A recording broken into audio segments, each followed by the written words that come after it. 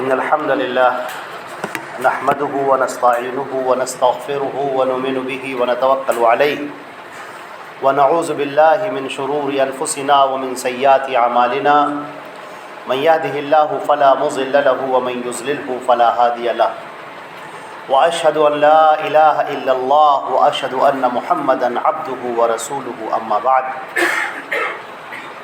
فإن أصدق الحديث كتاب الله وخير الهدي هدي محمد صلى الله عليه وسلم وشر الأمور محدثاتها وكل محدثة بدعة وكل بدعة ضلالة وكل ضلالة في النار.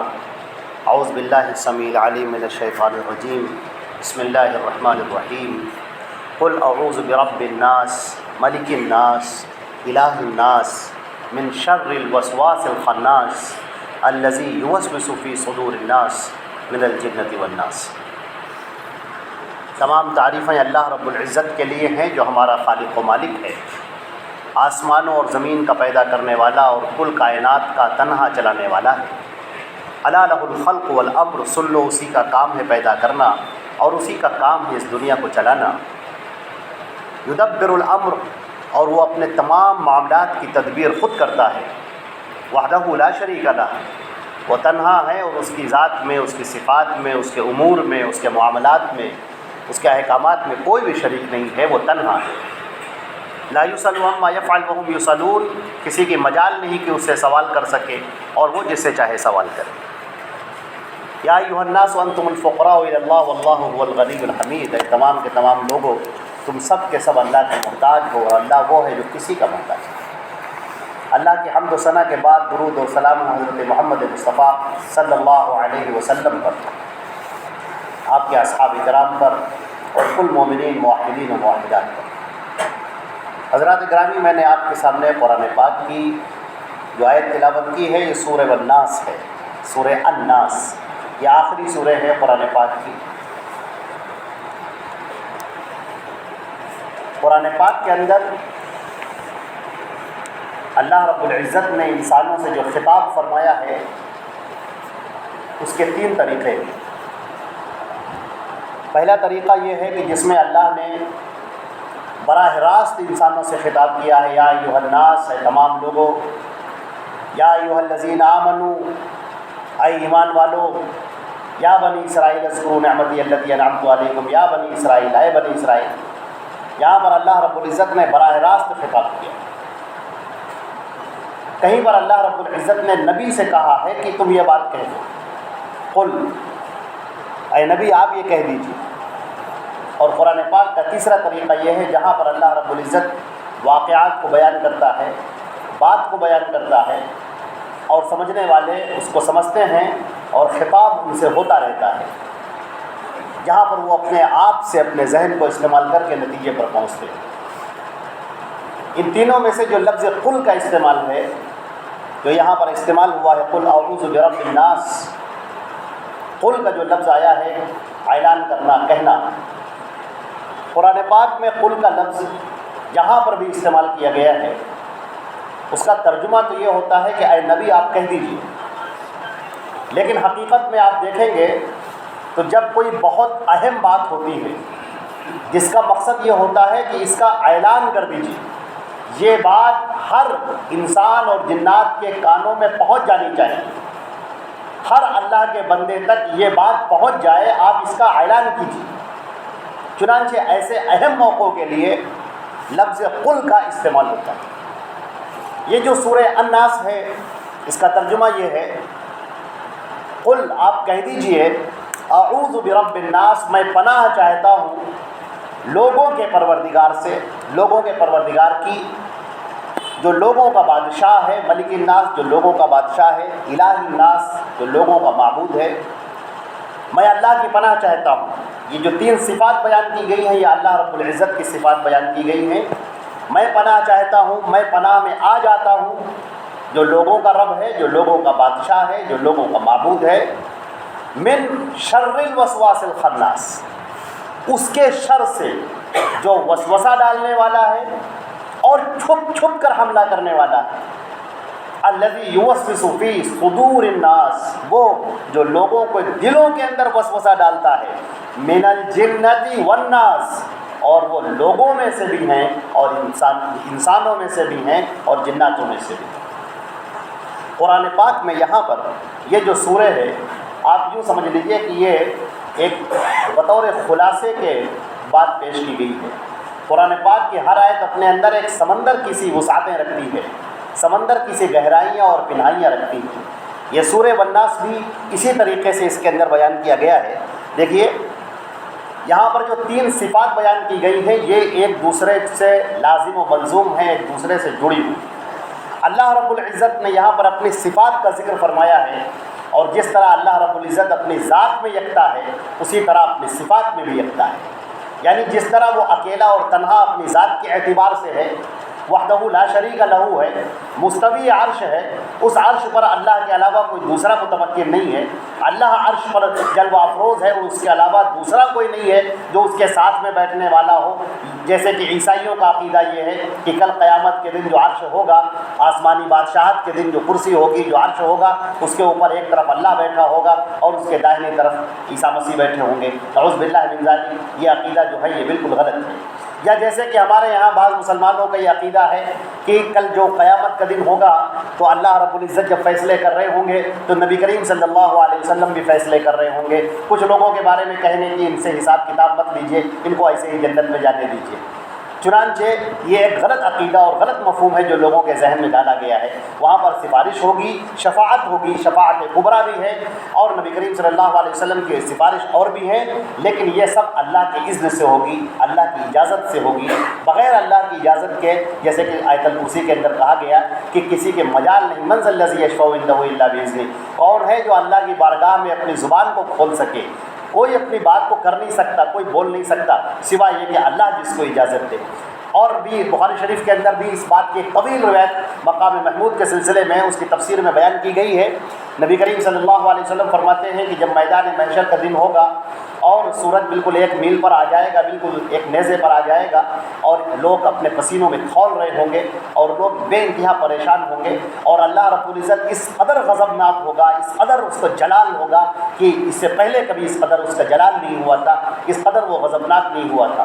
تو لوگ کچھ جو پچھلی امتوں کے لوگ ہیں ان میں سے کچھ لوگ اٹھیں گے اور حضرت آدم علیہ السلام کے پاس میں جائیں گے اور ان سے کہیں گے کہ آپ ہمارے باپ ہیں، آپ تمام انسانوں کے آپ باپ ہیں، آپ اللہ سے کہہ دیجئے کہ اللہ تبارک تعالیٰ حشر وہ قائم کر دے، حساب کتاب قائم کر دے، میزان نصب کر دے، لوگوں کا حساب کتاب شروع ہو جائے۔ آدم علیہ السلام اپنے آپ کا وہ الگ کر لیں گے اور کہیں گے نہیں، میں نہیں کہہ سکتا، آج اللہ تبارک تعالیٰ کا وہ جلال ہے جو اس سے پہلے کبھی نہیں ہوا تھا۔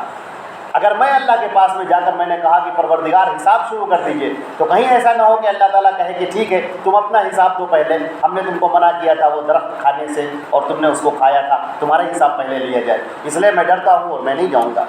تم ایسا کرو کہ نوح کے پاس چلے جاؤ، جن کی ایک بددعا کے اوپر پوری قوم ڈبو دی گئی تھی، پوری انسانیت غرق کر دی گئی، سب لوگ غرقاب ہو گئے اور دوبارہ انسانوں کی تجدید ہوئی۔ ایسا کرو ان کی دعا اللہ کے ہاں بہت مقبول ہوتی، ان کے پاس چلے جاؤ۔ چنانچہ وہ لوگ حضرت نوح علیہ السلام کے پاس میں جائیں گے۔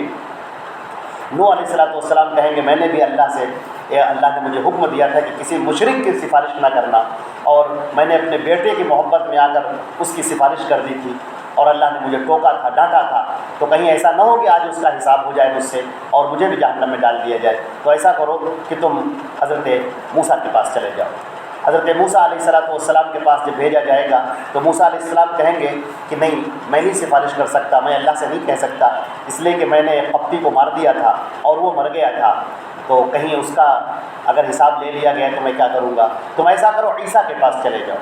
جب حضرت عیسیٰ علیہ السلام کے پاس لوگ پہنچیں گے تو عیسیٰ علیہ السلام اپنا کوئی عذر نہیں بیان کریں گے۔ اللہ کے نبی صلی اللہ علیہ وسلم نے فرمایا عیسیٰ اپنا کوئی عذر نہیں بیان کریں گے، وہ سیدھے یہ کہیں گے کہ ایسا کرو تم اس امت کے آخری نبی کے پاس چلے جاؤ، جو تمام انسانوں کے جو آخری نبی گزرے ہیں حضرت محمد مصطفیٰ صلی اللہ علیہ وسلم، وہ جو آخری نبی بنا کر بھیجے گئے ہیں، وہ تمام کے تمام لوگوں کے نبی، تم ان کے پاس چلے جاؤ، وہ شفاعت کریں گے۔ اور پھر وہ لوگ حضرت نبی کریم حضرت محمد مصطفیٰ صلی اللہ علیہ وسلم کے پاس میں آئیں گے اور اللہ کے نبی صلی اللہ علیہ وسلم سنیں گے تو کہیں گے ہاں مجھ سے اللہ نے وعدہ کیا تھا کہ ایک دعا تمہاری ہم قبول کریں گے، اور اس کے بعد پھر وہ جائیں گے۔ یہاں پر حدیث کے سننے کا مقام ہے، جو حدیث شریف کی وضاحت ہوتی ہے، اور بہت سارے لوگوں کے عقیدے یہاں پر ٹھیک ہو جانے چاہیے۔ اللہ کے نبی صلی اللہ علیہ وسلم جائیں گے اور عرش کے سامنے، اللہ کے سامنے سجدے میں گر پڑیں گے، اور وہ سجدے میں دعا کرتے رہیں گے۔ اس وقت اللہ رب العزت انہیں ایسے الفاظ عطا فرمائے گا، ایسے الفاظ ان کے ذہن میں ڈالے گا، اور اللہ اپنے نام ایسے ذہن میں ڈالے گا جو اس سے پہلے کبھی ذہن میں نہیں آئے ہوں گے، جو اس سے پہلے اللہ کے نبی کی زبان سے کبھی نہیں نکلے ہوں گے، اور ایک طویل مدت تک وہ سجدے میں پڑے رہیں گے، ایک طویل مدت تک وہ سجدے میں پڑے رہیں گے، اور اس کے بعد اللہ تعالیٰ فرمائیں گے کہ محمد اپنے سر کو اٹھاؤ، تم بات کہو، تمہاری بات سنی جائے گی، سفارش کرو، قبول کی جائے گی۔ اور وہ کہیں گے کہ اے پروردگار عالم، آپ لوگوں کا حساب کتاب شروع ہو جائے۔ پھر اللہ رب العزت حکم فرمائیں گے کہ میزان کو نصب کیا جائے، اور پھر حساب کتاب شروع ہو جائے گا۔ میرے بھائیوں، یہ پوری حدیث ہمیں یہ بتاتی ہے کہ اللہ کے نبی صلی اللہ علیہ وسلم اللہ کے مقرب ہیں، لیکن وہ مخلوق کے مانند ہیں، اللہ کے بندے ہیں۔ یہ سوچنا کہ وہ بھی شریک ہو گئے، وہ بھی اس ملوکیت میں شریک ہو گئے، اللہ کے اس اقتدار میں، اس کی سلطنت میں شریک ہو گئے، ایسا سوچنا کفر ہے، بلکہ ایسا سوچنا شرک کا درجہ رکھتا ہے۔ اور شرک کی تو مغفرت کہاں، جب تک کہ دنیا میں وہ مرنے سے پہلے توبہ نہ کر لے۔ اگر بغیر توبہ کیے اس دنیا سے چلا گیا تو پھر اس کی مغفرت ہے ہی نہیں، اور کسی کو اجازت بھی نہیں ہے کہ اس کے لیے مغفرت کی دعا کرے۔ انبیاء کو بھی اجازت نہیں ہے کہ اس کے لیے مغفرت کی دعا کرے۔ نبی کریم صلی اللہ علیہ وسلم سفارش فرمائیں گے۔ حضرت ابو ہریرہ رضی اللہ تعالیٰ عنہ حدیث شریف کے اندر آتا ہے، پوچھتے ہیں کہ اے اللہ کے نبی، ہمیں یہ بتا دیجئے کہ کل قیامت کے دن من حق الناس بشفاعتک یا رسول اللہ، کل قیامت کے دن آپ کی سفارش کا حقدار کون ہوگا؟ کون ہوگا جس کو آپ کی شفاعت ملے گی، آپ اس کے حق میں سفارش کریں گے؟ نبی کریم صلی اللہ علیہ وسلم فرماتے ہیں، بہت سننے والی بات ہے، آپ نے فرمایا من قال لا الہ الا اللہ خالصا من قلب، جس نے لا الہ الا اللہ کہا اور خالص کر کے کہا، اس میں کوئی شائبہ نہ ہو کسی چیز کا، کوئی شرک نہ ہو اس کے اندر، اس کے لیے اللہ کے رسول صلی اللہ علیہ وسلم سفارش فرمائیں گے۔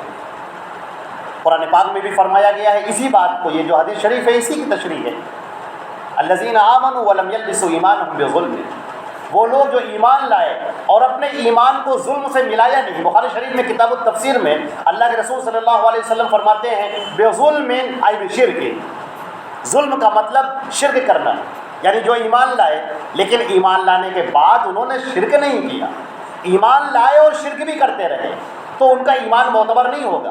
یہ ایمان معتبر نہیں ہے کہ آدمی ایمان بھی لائے، لا الہ الا اللہ کہے، محمد رسول اللہ کہے، اور اس کے بعد شرک بھی کرتا رہے۔ جب آپ نے شرک کر لیا تو وہ ایمان رخصت ہو گیا، اب آپ کی زبان پر لا الہ الا اللہ جاری ہے، یہ صرف زبان کی حد تک ہے، یہ دل کے اندر اترا ہوا نہیں ہے، یہ ذہن کے اندر اترا ہوا نہیں ہے، عقیدے سے پیوست نہیں۔ شرک کی جڑیں کیا ہیں؟ شرک کی جو جڑیں ہیں قرآن پاک کی اس سورہ میں، سورہ الناس کے اندر اس کو بیان کر دیا گیا ہے۔ الناس کے معنی لوگوں کے آتے ہیں، لوگوں کا ذکر کر کے جنات جتنے بھی ہیں وہ چونکہ شریعت میں حضرت محمد مصطفیٰ صلی اللہ علیہ وسلم جو شریعت لے کر آئے ہیں وہ اسی کے پابند ہیں، انسانوں کے ماتحت وہ بھی ہیں، لہذا جو حکم انسانوں کو دیا جاتا ہے اسی کے اندر وہ بھی شریک ہوتے ہیں، سوائے یہ کہ جن احکامات میں ان کو الگ کر دیا گیا، جس کے لیے نبی کریم صلی اللہ علیہ وسلم کی، جیسے کہ ترمذی کی بھی روایت ہے اور دیگر جگہ پر روایت ہے کہ نبی کریم صلی اللہ علیہ وسلم جناتوں کو باقاعدہ ان کے احکامات سکھانے کے لیے ان کے یہاں تشریف لے گئے تھے اور ان کو باقاعدہ ان کے احکامات سکھائے تھے۔ تو جس طرح عورتوں کے بعض احکامات الگ ہیں، مریض کے بعض احکامات الگ ہیں، اسی طرح جنتوں کے بھی بعض احکامات الگ ہیں، لیکن باقی اصولی طور پر، بنیادی طور پر دین کے منہج میں، دین کے عقیدے میں وہ سب کے سب لوگ برابر کے شریک ہیں، اور وہ اسی طریقے سے شریک ہیں جیسے کہ باقی دیگر انسان شریک ہیں۔ یہاں پر 3 جو صفات بیان کی گئی ہیں، جو جیسا کہ میں نے عرض کیا کہ یہ شرک کی جڑیں ہیں۔ اللہ رب العزت نے فرمایا قل، آپ کہہ دیجئے میں پناہ چاہتا ہوں۔ یہ پناہ چاہنے کا کیا مطلب ہے؟ پناہ چاہنے کا مطلب ہے کسی کی پناہ میں آ جانا۔ جب کوئی کمزور ہوتا ہے اور طاقتور اس کے اوپر حملہ کر رہا ہو تو وہ کسی اپنے بڑے کی پناہ میں چلا جاتا ہے۔ چھوٹے بچے کو اگر آپ ماریں تو بھاگ کے اپنے ماں یا باپ کے پاس چلا جاتا ہے۔ اسی طریقے سے اگر آپ کے اوپر ابھی کوئی پریشانی آ جائے تو آپ دیکھیں گے کہ کون ہے ہم سے بڑا، کون ہے جس کے پاس طاقت زیادہ ہے، کون ہے جس کے پاس رتبہ زیادہ ہے، آپ اس کے پاس دوڑتے ہیں اور اس کے پاس جاتے ہیں، یہ کہتے ہیں پناہ میں آ جانا۔ چنانچہ انسانوں کے اندر بہت ساری ایسی بیماریاں ہوتی ہیں جو بیماریاں ظاہر نہیں ہوتی۔ کچھ بیماریاں وہ ہوتی ہیں جن سے سارے لوگ جانتے ہیں، کینسر کی بیماری ہے، دل کی بیماری ہے، بخار ہے، نزلہ اور جتنی بیماریاں ہیں، یہ بیماریاں ظاہر کہلاتی ہیں۔ کچھ بیماریاں ایسی ہوتی ہیں جو اخلاقی بیماریاں کہلاتی ہیں۔ چوری کرنا ہے، جھوٹ بولنا ہے، بہتان لگانا ہے، غیبت کرنا ہے، اللہ کی عبادت سے بھاگنا ہے، کفر میں ہونا ہے، شرک میں ہونا ہے، بدعات کرنا ہے، یہ سب کی سب بیماریاں ہیں۔ ان بیماریوں سے آدمی کیسے بھاگے اور ان بیماریوں کو کیسے دور کرے، تو قرآن پاک نے اس بات کو بیان کیا ہے، وَنُنَزِّلُ مِنَ الْقُرْآنِ مَا هُوَ شِفَاءٌ لِلنَّاسِ وَرَحْمَةٌ۔ ہم نے قرآن پاک کو جو اتارا ہے وہ لوگوں کے لیے شفا ہے۔ مفسرین نے یہاں پر لکھا ہے کہ شفا سے مراد اس کی اخلاقی بیماریاں ہیں، اس کی باطنی بیماریاں ہیں، جیسے کفر ہے، جیسے شرک ہے، اور جیسے بدعات ہیں، اور جیسے اور دیگر جو خرافات، رسم و رواج، جہالت کی چیزیں ہیں، وہ سب اس کے اندر شامل ہیں۔ چنانچہ انسان ان سے کیسے بچے، کس طریقے سے بچے؟ اللہ رب العزت نے فرمایا ہے کہ دیکھو تمہارے سامنے جب تم پیدا ہوئے ہو، جس دن تمہاری پیدائش ہوتی ہے، جیسے کہ حدیث شریف کے اندر آتا ہے کہ جب بھی کوئی ابن آدم پیدا ہوتا ہے، جب بھی کوئی بچہ پیدا ہوتا ہے، تو جو شیطان مردود ہے، وہ جسے جنت سے نکالا گیا تھا، جسے ابلیس کہتے ہیں، وہ اپنا ایک شیطان اس بچے کے ساتھ میں لگا دیتا ہے، ابھی وہ بچہ ہی ہے، اس کے وہ لگا دیتا ہے، بچپن میں وہ اس کے چٹکیاں کاٹتا ہے تاکہ وہ روئے، اور پھر وہ جیسے جیسے بڑا ہوتا جاتا ہے، یہاں تک کہ جب وہ بالغ ہو جاتا ہے تو پھر وہ اس کو اللہ سے برگشتہ کرتا ہے، وہ اس کو اللہ سے دور کرتا ہے، پھر وہ اس کو کفر میں، اس کو شرک میں مبتلا کرتا ہے۔ چنانچہ یہ جو اس کے ذہن کے اندر وہ حاوی ہوتا ہے، اللہ کے نبی صلی اللہ علیہ وسلم فرماتے ہیں الشیطان یجری من الانسان مجری الدم، شیطان انسان کے رگ و پے میں، اس کے بدن میں اس طرح سے دوڑتا ہے جیسے کہ خون دوڑتا ہے۔ بعض لوگوں نے اس کی جو حدیث کے شارحین ہیں، انہوں نے اس کے دو مطلب بیان کیے ہیں۔ ایک مطلب یہ بیان کیا ہے، اس کا مطلب یہ ہے کہ شیطان واقعی فی الحقیقت کما قال النبی صلی اللہ علیہ وسلم یجری من الدم، کہ وہ باقاعدہ خون میں گردش کرتا ہے، دوڑتا ہے۔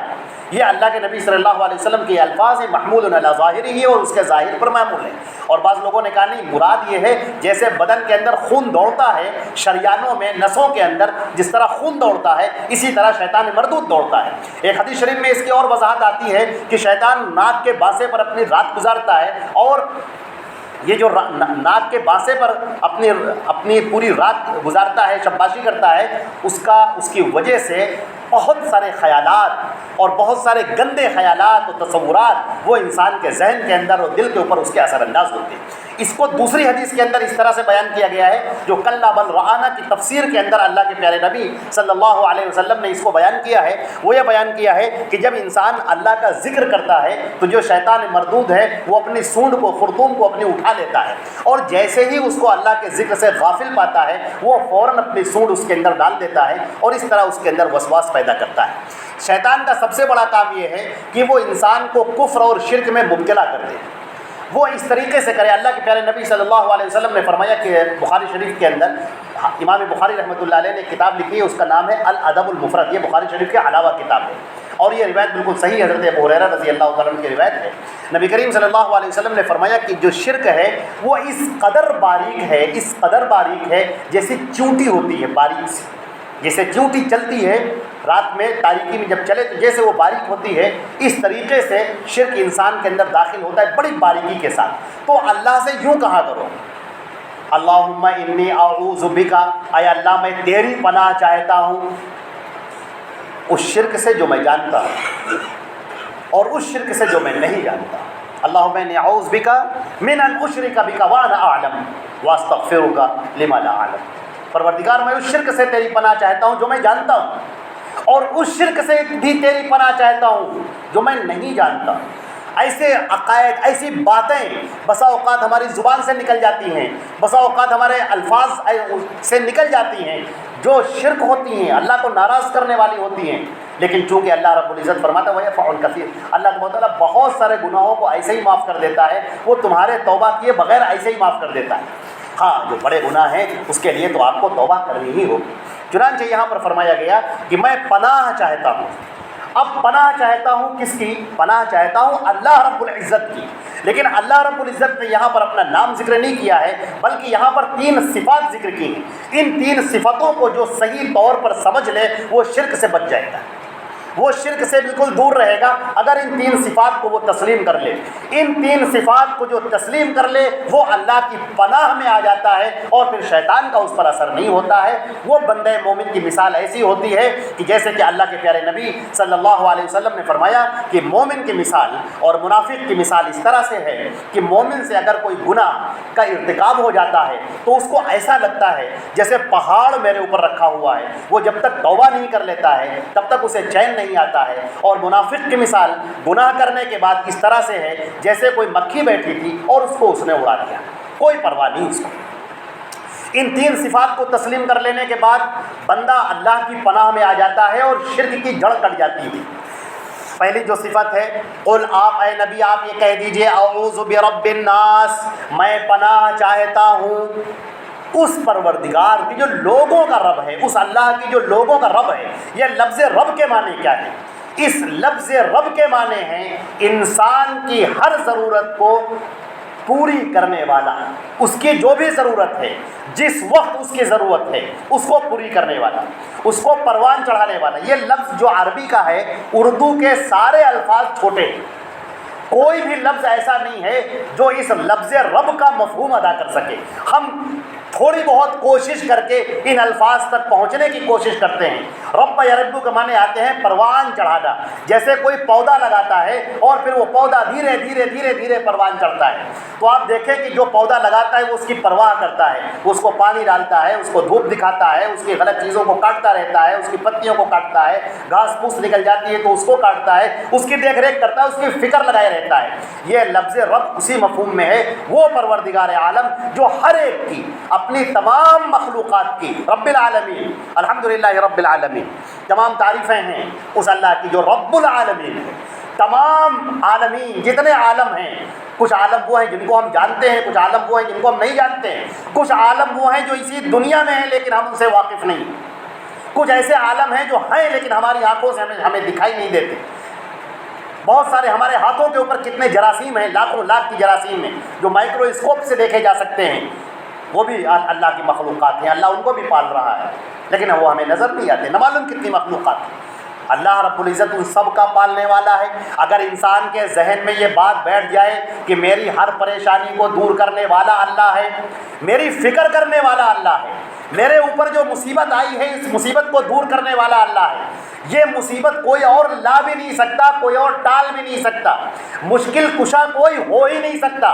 میرے لقمہ جو میرے منہ میں جا رہا ہے یہ لقمہ عطا کرنے والا بھی اللہ ہے، اس کو پیدا کرنے والا بھی اللہ ہے، اس کے اسباب مہیا کرنے والا بھی اللہ ہے. یہ لقمہ میرے منہ میں چلا جائے یہ بھی کرنے والا اللہ ہے، پھر وہ پیٹ کے اندر پہنچ کر ہضم ہو جائے یہ بھی کرنے والا اللہ ہے، اور وہ اس کی فکر کر رہا ہے. ان ساری چیزوں پر وہ بخوبی وہ دیکھ رہے ہیں. علیم و بصیر و خبیر ہے، وہ علیم بھی ہے، بصیر بھی ہے، خبیر بھی ہے. اور ایک جگہ پر جو اللہ تعالیٰ نے خود فرمایا ہے الا یعلم من خلق، کیا وہی نہیں جانے گا جس نے تم کو پیدا کیا ہے؟ اور وہ لطیف الخبیر، بہت باریک چیزوں کا دیکھنے والا ہے.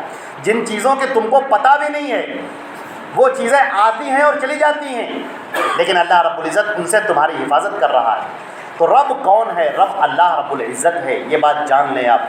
جب آپ یہ بات جان لیں گے تو پھر کسی اور کے پاس جانا آپ کے لیے ممکن ہی نہیں رہے گا. پھر آپ کی لو کسی سے نہیں لگے گی، کسی سے امیدیں وابستہ نہیں ہوں گی.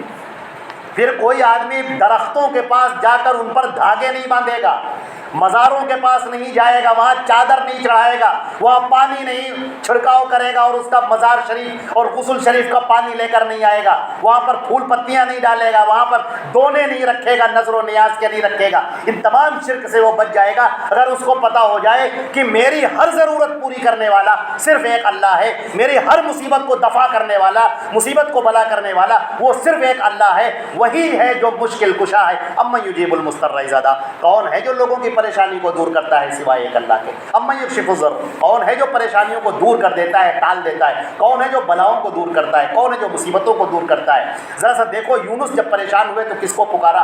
یوسف علیہ السلام جب پریشان ہوئے تو انہوں نے کس کو پکارا؟ یعقوب علیہ السلام جب پریشان ہوئے تو انہوں نے کس کو پکارا؟ ابراہیم علیہ السلام نے کس کو صدا دی؟ قرآن پاک کے اندر دیکھو حضرت سلیمان جیسا عظیم پیغمبر جب وہ پریشان ہوتا ہے تو کس کو آواز دیتا ہے؟ داؤد جیسا عظیم پیغمبر اور عظیم بادشاہ بھی، اور سلیمان بھی جو عظیم بادشاہ بھی ہیں اور پیغمبر بھی ہیں، جب یہ پریشان ہوتے ہیں تو کس کو پکارتے ہیں، کس کو آواز دیتے ہیں؟ یہاں سب محتاج ہیں اسی در کے، نبی بھی محتاج ہیں، شاہ و گدا، امیر و فقیر و حقیر سب محتاج ہیں اللہ رب العزت کے۔ اگر کسی کی سمجھ میں یہ آ جائے تو قطعاً وہ پھر کہیں اور نہیں جا سکتا، اللہ رب العزت کی صفت کو تسلیم کرنا۔ اور دوسری بات ہے ملک الناس، جو لوگوں کا بادشاہ ہے۔ یہاں پر ایک جو لفظ صفت استعمال کی گئی ہے بادشاہ کی، وہ اپنے اندر بڑی معنی خیز ہے۔ ایک بادشاہ کا حکم سب مانتے ہیں، آپ جانتے ہیں، سارے لوگ یہاں پر جتنے لوگ بیٹھے ہیں سب جانتے ہیں قانون کی پابندی کرنا ہمارا فرض ہے۔ قانون کے خلاف جائیں گے تو آپ کو جیل میں ڈال دیا جائے گا، آپ کے ہتھکڑی پڑ جائیں گی اگر آپ قانون کے خلاف جانتے ہیں۔ تو یہ یاد رکھو وہ اللہ وہ بادشاہ بھی ہے، مالک الملک، ملوک ہے وہ۔ قل اللہم مالک الملک تؤتی الملک من تشاء، کہہ دیے تمام بادشاہوں کے بادشاہ آپ ہیں۔ اس اللہ نے اپنے احکامات اتارے ہیں جس کا نام شریعت ہے، جس کا نام دین ہے، جو حضرت محمد مصطفیٰ صلی اللہ علیہ وسلم کے ذریعے سے تمام انسانوں اور جناتوں کو پہنچا دیا گیا ہے۔ اس احکام کی پیروی کرنا آپ پر لازم ہے، ان احکامات سے روگردانی کرنا آپ کے لیے جائز نہیں۔ آپ یہ نہیں کہہ سکتے کہ دوستوں کی محبت میں آ کر ہم نے ایسا کر لیا، رشتہ داروں کی محبت میں آ کر ہم نے ایسا کر لیا۔ آپ یہ نہیں کہہ سکتے کہ یہ ہم گناہ کا ارتکاب اس لیے کر رہے ہیں کیونکہ لوگ کر رہے ہیں، لوگ نمازیں چھوڑ رہے ہیں تو ہم بھی چھوڑ رہے ہیں، لوگ جھوٹ بول رہے ہیں تو ہم بھی بول رہے ہیں، لوگ سود کھا رہے ہیں تو ہم بھی کھا رہے ہیں، لوگ رشوت کھا رہے ہیں تو ہم بھی کھا رہے ہیں، لوگ جوا کھیل رہے تھے تو ہم بھی کھیلنے لگ گئے۔ یہ سب نہیں، قانون اپنی جگہ پر اٹل ہے، اور قانون ہے وہ اللہ کا اتارا ہوا ہے۔ وَكُلُّهُمْ آتِيهِ يَوْمَ الْقِيَامَةِ فَرْدًا، کل ہر ایک اللہ کے سامنے تنہا کھڑا ہوگا اور اپنا حساب کتاب دے گا۔ آگے فرمایا گیا الہ الناس، وہ جو لوگوں کا الہ ہے، وہ جو رب ہے وہی تمہارا بادشاہ، جو رب ہے وہی اس لائق ہے کہ بادشاہ ہو، اور جو بادشاہ ہے وہی اس لائق ہے کہ اس کی عبادت ہو۔ اب عبادت کے جتنے مظاہر لوگوں نے بنا رکھے ہیں وہ سارے مظاہر اللہ کے لیے خاص ہیں۔ اللہ نے اپنی عبادت کا طریقہ بتا دیا اور یہ بھی بتا دیا کہ وما خلقت الجن والانس الا لیعبدون، کہ انسان ہو یا جنات ہم نے ان سب کو صرف اپنی عبادت کے لیے پیدا کیا ہے۔ لہٰذا عبادت کے جتنے مظاہر ہیں، نماز پڑھنا، روزہ رکھنا، نذر و نیاز کرنا، قربانی کرنا، مصیبتوں میں پکارنا، پریشانیوں میں اسی کو آواز دینا، یہ صرف ایک اللہ کے لیے ہونا چاہیے، اور اگر کسی غیر اللہ کے لیے ہوا تو یہ جائز نہیں ہے۔ حدیث شریف میں آتا ہے من حلف بغیر اللہ فقد اشرک، اگر اللہ کے علاوہ کسی کی قسم بھی اس نے کھا لی تو اس نے شرک کر دیا۔ اس کے بعد اللہ رب العزت نے فرمایا کہ میں پناہ چاہتا ہوں جو لوگوں کا رب ہے، جو بادشاہ ہے، جو الہ ہے، وسواس کے شر سے، جو چھپ کر حملے کرتا ہے، جو لوگوں کے دلوں پر حملہ کرتا ہے، جناتوں میں سے بھی اور انسانوں میں سے بھی۔ یاد رکھیے شیطان دو طرح کے ہوتے ہیں، قرآن پاک میں ذکر کیا گیا ہے، شیاطین الانس والجن، انسانوں کے شیطان اور جناتوں کے شیطان۔ جناتوں کے جو شیطان ہوتے ہیں وہ ذہن میں وسوسے ڈالتے ہیں، اور انسانوں کے جو شیطان ہوتے ہیں جو آپ کو شریعت سے روکے، جو آپ کو اسلام سے روکے، جو اللہ کے رسول کی لائی ہوئی شریعت پر عمل کرنے سے منع کرے، وہ شیطان مردود ہے، وہ شیطان ہے، اس سے چوکنا رہو۔ وہ عالم ہو یا مولانا ہو، یا کوئی پیر ہو یا بزرگ ہو، یا کوئی درگاہ کا سجادہ نشین ہو، یا کوئی بھی ہو، اگر آپ کو شریعت محمدی سے منع کر رہا ہے، اللہ کے لائے ہوئے احکامات کے اندر اپنی باتیں داخل کر رہا ہے، آپ کو شرک پر کفر پر ابھار رہا ہے، اللہ کے لائی ہوئی، اللہ کی بھیجی ہوئی شریعت کو چھوڑ کر کچھ اور دین پر وہ عمل کرا رہا ہے، بدعات پر عمل کرا رہا ہے، خوشنما بنا کر پیش کر رہا ہے، وَزَيَّنَ لَهُمُ الشَّيْطَانُ أَعْمَالَهُمْ، شیطان نے ان کے اعمال کو مزین کر کے پیش کر دیا۔ وہ سب کے سب وہ شیطان ہیں، اور ان سے اللہ کی پناہ میں آ جاؤ، اللہ کی طرف آ جاؤ، اور اس شیطان کی بات مت مانو جو تم کو غلط کاریوں پر ابھارے، جو تم کو گناہ کرنے پر ابھارے، جو تم کو فضول رسم و رواج پر ابھارے، جو تم کو جہالت کی رسموں میں لے کر جائے، جو تم کو مشرکانہ اور بدعتانہ رسموں میں لے کر جائے، اس سے بچو اور اس سے دور رہو اور اس کی بات کو ہرگز نہ مانو۔ قرآن پاک میں سورہ ابراہیم کی آیت نمبر 22 کے اندر اللہ رب العزت نے بیان کیا ہے، جب کل قیامت کے دن یہ شیطان مردود جس کا نام ابلیس ہے اور اس کے تمام لشکر جو انسانوں میں سے بھی ہیں اور جناتوں میں سے بھی ہیں، جب جہنم میں ڈال دیے جائیں گے تو جو لوگ ہیں وہ شیطان سے کہیں گے کہ تم نے تو ہم کو گمراہ کر دیا اور ہمیں جہنم میں لا کر ڈلوا دیا تم نے۔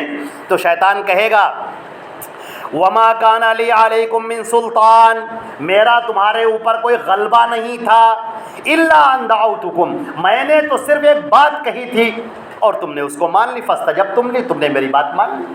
میں نے کہا تھا یہ شرک کرو، تم نے کر لیا۔ میں نے کہا تھا کفر کرو، تم نے کر لیا۔ میں نے کہا کہ یہ حدیث کو چھوڑ دو اور یہ لوگوں کی بنائی ہوئی رسموں پر عمل کرو اور تم نے عمل کر لیا۔ میں نے تو کہا تھا اور تم نے عمل کر لیا۔ فلا تلومونی ولوموا انفسکم، تو مجھے ملامت مت کرو، اپنے آپ کو ملامت کرو، میری کیا غلطی تھی؟ میں نے تو خالی تم سے بات کہی تھی اور تم نے اس کو مان لیا، تو تم ملامت کرنے کے لائق تم ہو، مجھے الٹا سیدھا مت کہو، اپنے آپ کو برا بھلا کہو۔ میرے بھائیوں، یہ مختصر سی کچھ پیغام تھا سورہ الناس کا جو میں نے آپ کے سامنے پیش کیا۔